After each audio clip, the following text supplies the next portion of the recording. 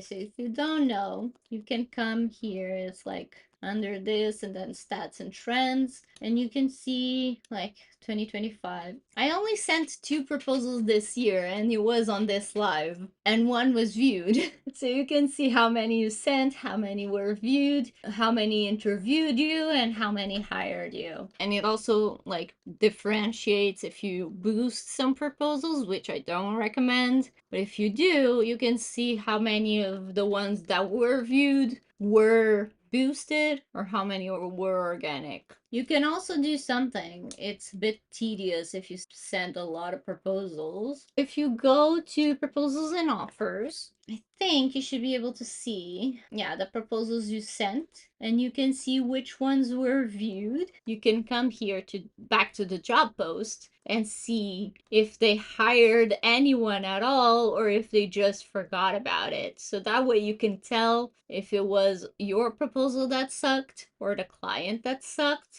So you can go back to view job posting and see like they haven't hired in this case. And they saw last time they saw was 21 minutes ago, so they may still see my proposal. So you can see last time the client checked, that can be an indication that they may not be active. And you can also see if they've hired someone already or if they forgot about it. That can just help you understand who's at fault. I would say if they didn't see your proposal, so if they didn't even view it, you may have to work on your opening line. So it's something that makes them want to click, because when the client sees everyone that applied to their job, they see 1 or 2 lines, and then they have the option to open each proposal and see the rest. So if you don't get their attention, say they received 50 proposals, they're not gonna open all 50. In an ideal world, they would, but likely they won't. So if they didn't view it and they viewed others, it's your first sentence. If they didn't view it and they didn't view anyone else,